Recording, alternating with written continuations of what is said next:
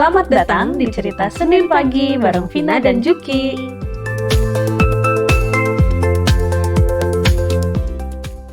Selamat pagi, Vin. Selamat pagi Juki, selamat pagi teman-teman semua. Apa kabar? Yoi, gimana kabarnya? Ngobrolin apa nih hari ini, Vin? Kita kan sekarang tanggal 21 April kan ya teman-teman semua. Hari apa tuh? Ada apa tuh 21 April? Hari Kartini. Yeay. Kalau hari Kartini kan kita identiknya dengan ini ya Juk, emansipasi perempuan ya. Betul, gerakan feminisme.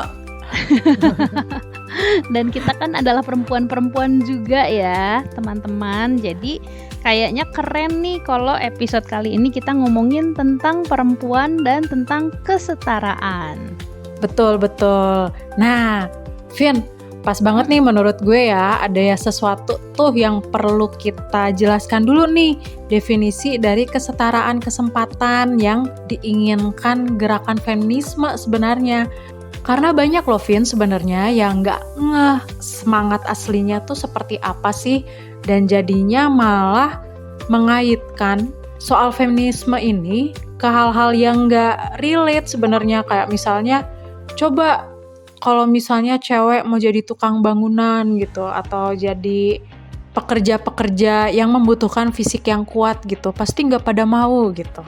Nah, padahal kan sebenarnya bukan itu ya, kita ngomongin kesetaraan tuh bukan soal itu, karena kita sendiri tahu nih, kalau secara fisik memang perempuan dan laki-laki kan memang berbeda ya dari sananya. Betul. Tapi kan sebenarnya yang kita perjuangkan adalah kesetaraan di permasalahan kesempatan, beropini, berpikir, betul nggak sih? Betul sekali. Jadi kesetaraan itu beda dengan kesamaan gitu ya. Kita nggak perlu sama-sama banget gitu semuanya.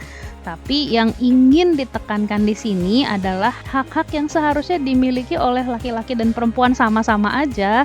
Nah itu jangan sampai dikecilkan hanya karena misalnya tadi contoh kekuatan fisik, gitu ya. Betul. Kayak ya kan kita tahu ya, ada pekerjaan tertentu yang memang butuh fisik yang lebih kuat, dan secara genetik memang laki-laki kan punya sel-sel otot yang lebih banyak daripada perempuan. Jadi masalah yang soal biologis kayak gitu sih kita tidak bukan di situ gitu letak perjuangannya. Tetapi bagaimana kalau misalnya yang laki-laki bisa sekolah sampai tinggi, perempuan juga bisa dong, boleh dong gitu. Kalau misalnya untuk pekerjaan tertentu, posisi tertentu, yang laki-laki dibayar sekian, yang perempuannya jangan jadi dikecilin juga dong gitu, ya kan ya? Apalagi ini kan kalau kita ngomongin tentang Hari Kartini kan memang yang diperjuangkan adalah pendidikan perempuan ya Juk ya? Betul sekali. Dan menurut gua tuh sebenarnya kesetaraan kesempatan ini tuh menguntungkan untuk para laki-laki juga loh. Jadi nggak ada dikotomi nih, pekerjaan cowok tuh yang mana aja, pekerjaan cewek yang mana aja. Karena ada di banyak bidang yang sejauh ini tuh masih didominasi oleh pekerja-pekerja perempuan. Misalnya kayak pekerja keperawatan. Sebenarnya banyak juga nih laki-laki yang telaten, yang mungkin mempunyai passion gitu di area tersebut gitu. Tapi kemudian jadi kecil hati karena banyaknya didominasi oleh perempuan. Atau misalnya area kuliner kan ya, area kuliner, atau sekarang sih udah mulai bergeser ya. Kalau gue sih berharap industri-industri lain juga bisa bergeser seperti industri kuliner sekarang, dimana kayaknya chef-chef kayak gitu juga lebih bervariasi ya, ada yang perempuan, ada yang laki-laki gitu.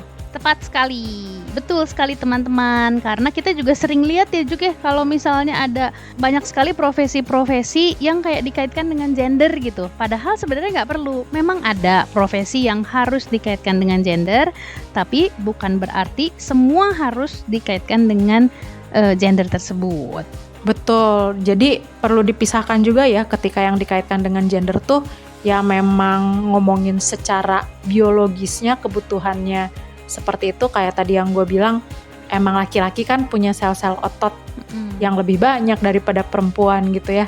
Jadi wajar kalau misalnya untuk area-area tertentu laki-laki yang mendominasi industri tersebut gitu. Tapi untuk hal-hal yang sebenarnya tidak perlu ketentuan khusus gitu untuk dari sisi biologis, sebenarnya ya di sanalah ya yang kita perjuangkan untuk kesempatan yang setara. Kita ngomongnya Iya, kesempatan betul, yang setara betul. ya. Kita masih ngomongin di kesempatan dulu gitu ya. Nanti aja ngomongin kalau kesempatannya belum Betul. terbuka, gimana akan terjadi kesetaraan tersebut gitu. Nah, kaitannya dengan Hari Kartini kan sebenarnya kalau kita look back, perjuangan Kartini itu tidak lepas dari memperjuangkan hak pendidikan untuk perempuan. Ya kan ya?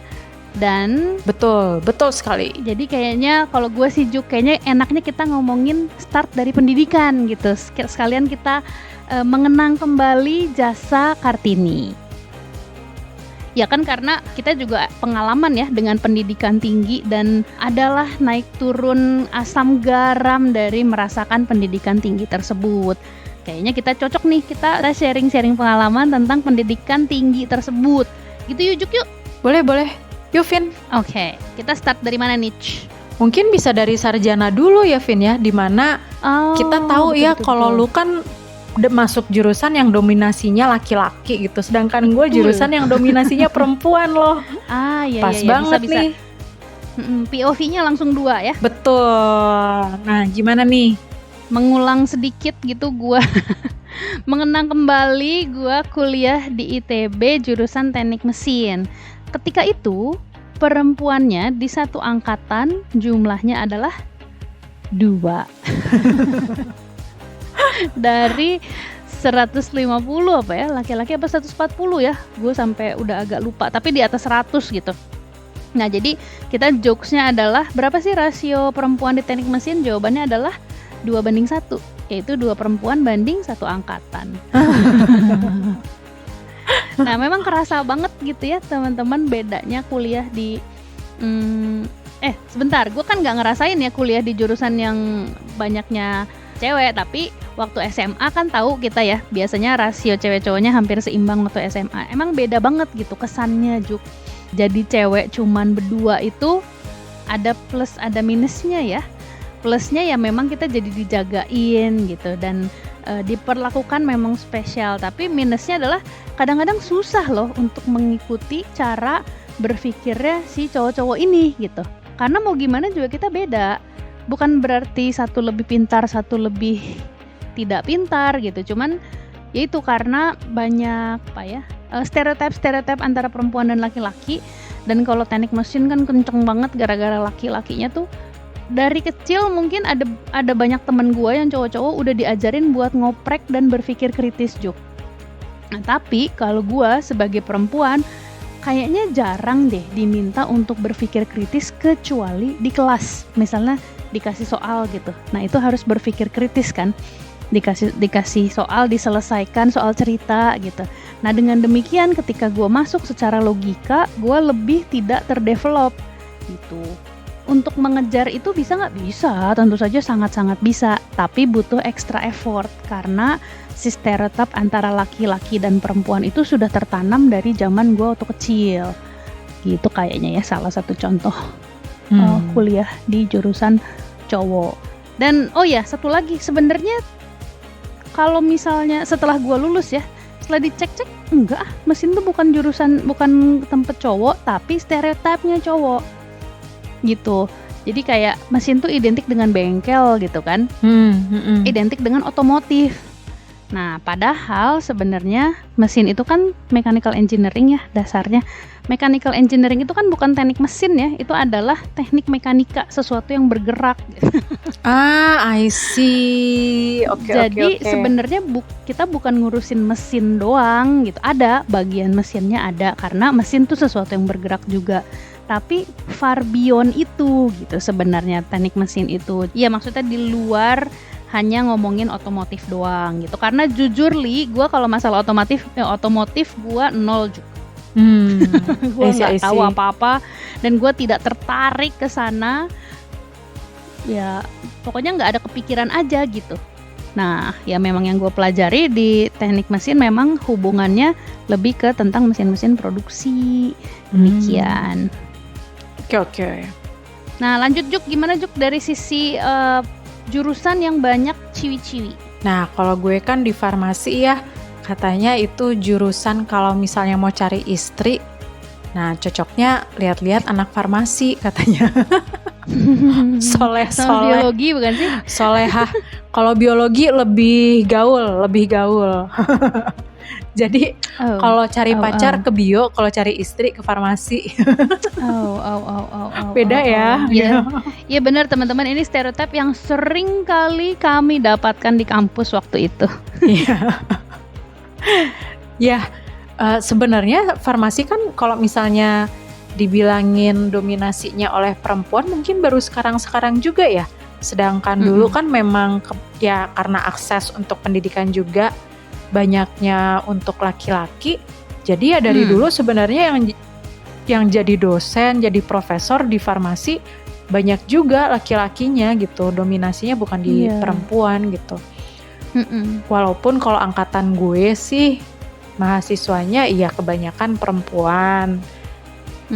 Tapi perbandingannya nggak kayak mesin banget yang kayak 2:1 angkatan gitu. Enggak, kayak cowoknya tuh ya 1/3-nya lah atau hampir setengahnya. Jadi kan sebenarnya nggak terlalu jauh ya. Yang kerasa di gue sebenarnya karena hawa-hawanya tuh hawa-hawa belajar banget ya. Aduh. Di farmasi ini ceritanya. Iya, di farmasi hawa-hawanya tuh kayak belajar banget gitu. Memang kan ya ngomongin soal nyawa manusia tuh dari masuk kuliah tuh kita ditekankannya itu ya. Bahwa dosis tuh ngefek banget ke nyawa manusia. Jadi ketekunan, telaten, akurat, cermat tuh ya perlu gitu. Kebayang. Iya sih ya, apalagi hubungan sama nyawa, masa kita nggak serius kan? Iya betul. Tapi kalau misalnya untuk perbedaan aktivitas menurut stereotype gender kayak gitu ya jadi nggak ada sih Vin kalau misalnya di farmasi ya. Iyalah. Karena soalnya kan hampir sebenarnya kan ya farmasi sebenarnya nggak ada hubungannya sama perempuan sama laki-laki ya. betul. Jadi gue nggak ngerasa ada aktivitas tertentu yang distereotipkan dengan laki-laki atau hanya dengan perempuan gitu di farmasi. Gitu sih. Walaupun kenyataannya dulu waktu kita di kampus kebanyakan mahasiswanya perempuan ya, kebanyakan mahasiswi gitu. Iya. Entah gimana. Memang kebanyakan mahasiswanya perempuan ya, tapi aktivitas sendiri di jurusan. Jadi nggak ada gitu satu jurusan tuh satu lab yang dominan laki-laki atau dominan perempuan. Itu nggak ada yang begitu gitu. Kalau dulu zaman gue ya, bahkan sampai ke bagian-bagiannya yang di bawahnya ke sub-subnya gitu nggak ada yang terlalu dominasi gender tertentu gitu sih. Ya. Kalau ngomongin stereotip juga Juk gitu, gue lagi kepikiran gitu kan. Sebenarnya memang hak perempuan untuk sekolah itu kan juga belum lama ya.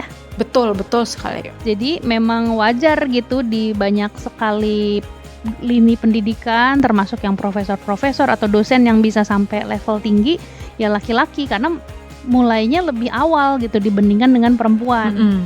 Ya kan? Betul. Kalaupun perempuan sampai sekarang pun stigma perempuan pendidikan tinggi masih beda-beda gitu. Masih ada kok stigma-stigma negatif tentang perempuan yang berpendidikan tinggi. Nggak cuman dulu aja gitu. Sekarang sudah 100 tahun kemudian gitu dari zaman Kartini tetap kok masih ada tapi memang sudah sangat membaik. Iya betul. Yang paling sering tuh apalagi nih kalau misalnya yang mau melanjutkan pendidikan ke luar negeri pasti ngapain sekolah tinggi-tinggi nanti di rumah juga gitu ya. Di dapur Juk bilangnya bukan di rumah. Kalau di rumah masih bisa jadi princess. Oh iya betul. Ke dapur juga gitu. Nyambel juga bilangnya. Aduh pedih. Seolah-olah cowok tuh nggak perlu gitu ya punya skill di dapur gitu ya. Betul. Nah teman-teman mungkin beda-beda juga pengalamannya ya. Tapi paling enggak nih pengalaman yang gue alami atau yang Juki alami sih seperti itu. Itu apalagi kita pengen ceritain lah ya ini proses-proses waktu kita sekolah tinggi kali ya. Betul. Nah, teman-teman ngomongin pendidikan tinggi itu memang kesannya dari S1 sih ya, kalau di Indonesia S1, S2, S3 tuh udah pendidikan tinggi. Tapi kan tadi kita udah kelar nih ngebahas S1, jadi mungkin lebih ngomongin graduate level gitu, pasca sarjana. Nah, tentu saja pertanyaannya spesifik ke perempuan ya, emang harus banget gitu kuliah S2? Ya kan, banyak tuh yang mempertanyakan kayak gitu. Nah, jadi menurut gua mungkin kita start dari pengalaman kita waktu mau S2. Karena Juki duluan yang S2, bolehlah Juk, ayo cerita. Gua S2 kenapa ya? Karena dulu kan farmasi tuh belum dibagi jurusan ya, Vin ya. Jadi gue setelah ngambil farmasi, ambil pendidikan apoteker. Jadi apoteker, udah ikut sumpah apoteker ya, berarti ya. Tapi karena belum ada spesifikasi yang lebih dalam seperti sekarang, dulu tuh banyak banget yang dipelajari, Vin. Sehingga kayak apa ya, kalau gue sama teman-teman tuh, apalagi gue kan pecicilannya, gue nggak ingin hanya berkuliah gitu, gue ingin beraktivitas di tempat lain juga gitu. Yang disodorin, yang dimasukin ke mulut tuh lebih banyak daripada yang bisa dicerna. Ceritanya gitu ya kalau buat gue gitu. Kan selain mencerna makanan, gue juga ingin beraktivitas yang lain gitu masalahnya. Jadinya jurusannya apa, Juk? Ceritain dulu dong. PSM, Vin. Jurusannya paduan suara mahasiswa jadinya gue. Farmasi jadi ekskul. Tapi ya itulah ya, hal baik yang gue bangga sampai sekarang adalah bahwa walaupun gue lebih aktif di paduan suara mahasiswa, dari dulu gue memang berkomitmen farmasinya harus beres. Walaupun mungkin telat-telat ya, walaupun mungkin skripsinya nggak seoke itu, tapi iya, skripsinya nggak seoke itu, IP-nya nggak seoke itu. Tapi yang penting gue beresin. Target gue gitu doang lah, nggak muluk-muluk ya. Yang penting gue beresin. Dan gue tahu gitu, gue punya kemampuan yang lebih di bidang lain gitu. Jadi gue tidak jadi berkecil hati karena IP gue kecil atau gue-nya telat lulus gitu ceritanya. Dan gue ternyata menyadari bahwa ada ketertarikan di area manajemen sebenarnya, Vin. Akhirnya waktu lagi ada kesempatan nih ditawarin sama orang tua untuk ngambil S2 gitu ya, dibantu gitu sama orang tua untuk biayanya, gue ngambilnya manajemen. Karena waktu itu belum kepikiran nih untuk kuliahnya di luar, jadi gue ada kesempatan buat S2 yang dekat di dalam negeri di ITB juga, ya udah ambil aja ya gitu. Gue masuklah yang namanya Magister Science Management, MSM. Waktu itu di Sekolah Bisnis Manajemen, fakultas yang menaungi MSM ini, ada 2 program studi master atau magister ya. S2 yang pertama MSM ini, yang kedua MBA, yang lebih beken ya, MBA, Master of Business Administration. Perbedaannya apa? Kalau misalnya di MBA kita belajar bagaimana menggunakan teori di dunia nyata. Kalau di MSM kami belajar bagaimana melakukan studi dari dunia nyata untuk memproduksi teori-teori manajemen baru yang lebih kontekstual gitu, Vin. Jadi gue kan punya ketertarikan khusus juga ya untuk mempelajari manusia gitu. Jadi gue ambillah yang MSM ini karena gue ingin punya dasar berpikir dan riset yang lebih ajak untuk meneliti perilaku manusia gitulah ya kira-kira. Mantap. Karena S2 tuh udah masuk ke jurusan yang gue dari awal kan udah cari tahu nih jurusan kayak gimana nih ya. Udah itu apa yang mau dipelajari selanjutnya kan. Jadi kan lebih suka tuh, Vin, emang sesuai dengan apa yang gue mau. Kalau dulu kan waktu farmasi tuh ikut-ikutan kali ya, lihat passing grade-nya yang kira-kira mampu kita masuki gitu. Terus ikutan, kalau zaman dulu kan UMPTN ya, ikut UMPTN. Tapi kan sebenarnya nggak tahu nih waktu di dalamnya tuh belajarnya apa aja. Cuman taunya tuh kalau udah selesai jadi apoteker. Betul. Belajarnya tuh ternyata tidak ada yang tahu. Itu tuh nggak ada yang tahu. Belajar kimia-kimiaan, mana kimia gue ada yang D gue bungkus aja lagi ya. Gitu ya. Makanya wajar kan ya akhirnya gue kemudian pindah jurusan gitu, belok arah. Iya. Di MSM tuh karena gue nya seneng doyan kan, jadi belajar nih ya. Belajarnya tuh jadi antusias gitu, jadi happy gitu. Gue sampai dapat award loh, Oh Vin. ya? Award apa? Coba ceritain, Jo. Jadi pas masuk MSM ini kan ada yang namanya matrikulasi. Yang tertinggi di matrikulasi itu bisa dapat beasiswa. Waktu matrikulasi itu kebetulan gue tuh lagi ada project event. Kan waktu itu gue sempat jadi IO juga ya. Jadi agak-agak gak konsen lah waktu lagi matrikulasi itu. Tapi pas semester 1 bisa gue kejar tuh. Akhirnya waktu itu di kelas yang IP-nya paling tinggi ada 2 orang dan dapat Dean Award of Academic Excellence. Nah, salah satunya gue. Wey, gila, tepuk guru. Terus lu tau gak yang satu lagi siapa? Siapa? Suami gue. Oh, cie. Jadi gitu pertamanya. Enggak juga sih.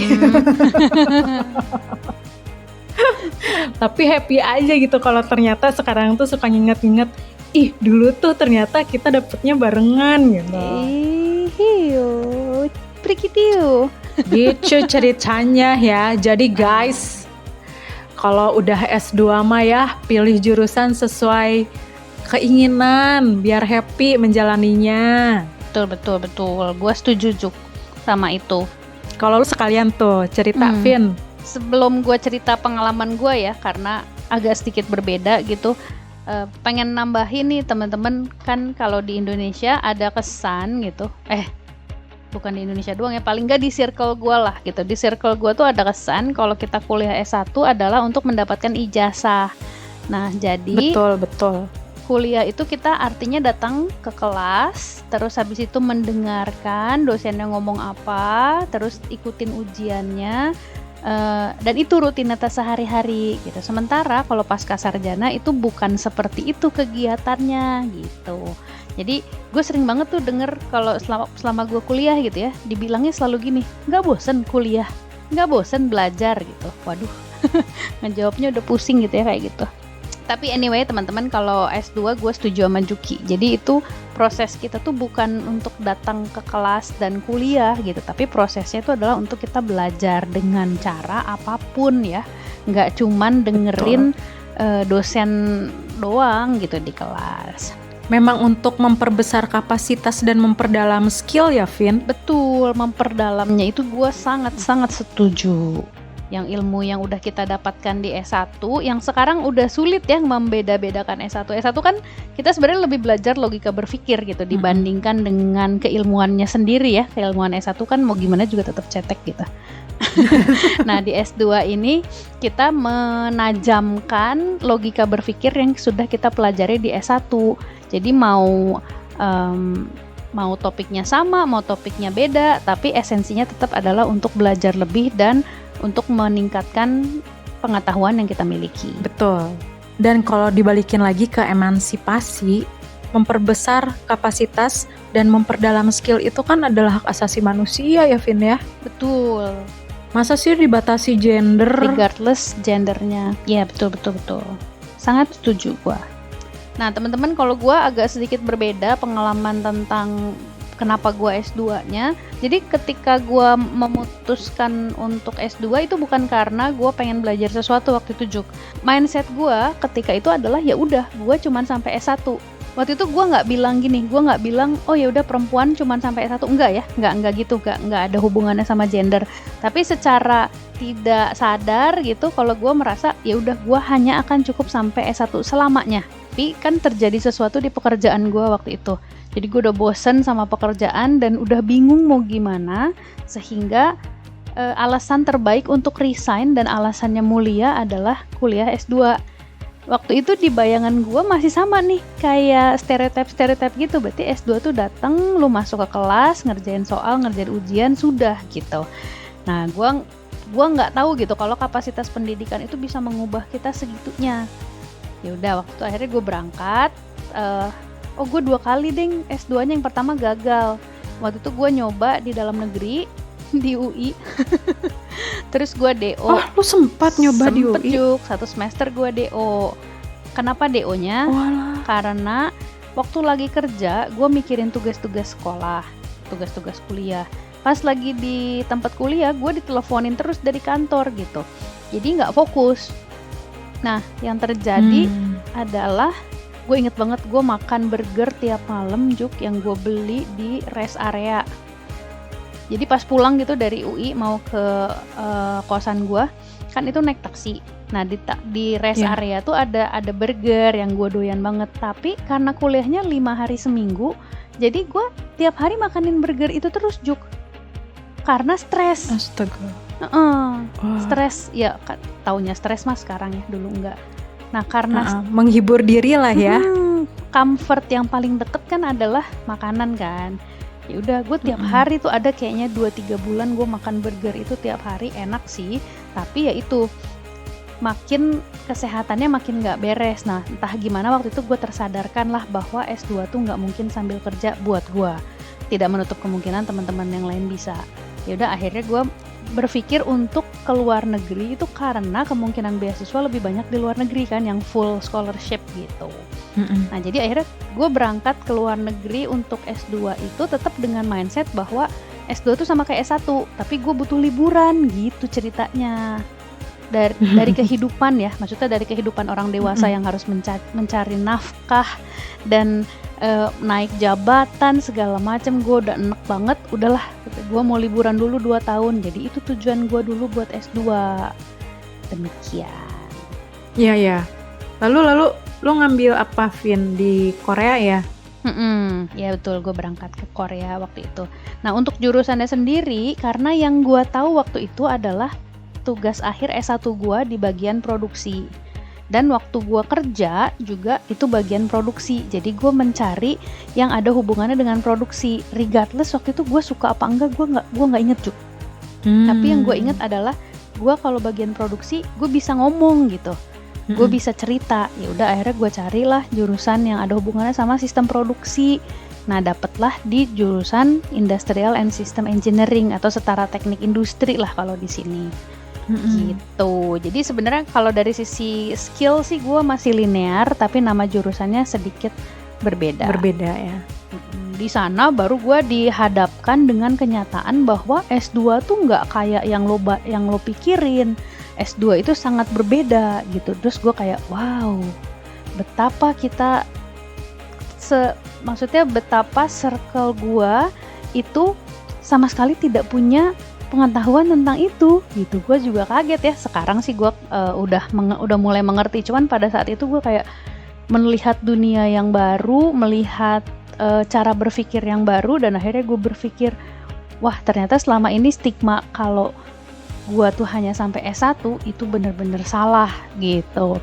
Semua orang layak untuk dapat pendidikan yang lebih tinggi karena itu akan memperluas kapasitas regardless formal education ya, terserah mau formal mau informal, yang pasti kita harus memperluas kapasitas kita dengan berbagai macam cara. Gitulah citenya. Betul. Ya gue setuju. Maksudnya walaupun tidak dengan S2 sebenarnya kan banyak ya caranya untuk memperluas kapasitas kita. Nah, tapi kayaknya buat contohnya mungkin sekalian minggu depan aja kali ya Vin ya. Iya. Sekalian nih Vina mau cerita soal S2, S3-nya juga stereotip yang masih terjadi di seputaran perempuan yang mau mengenyam pendidikan lebih tinggi untuk mengembangkan kapasitasnya. Ketemu minggu depan ya. Dadah.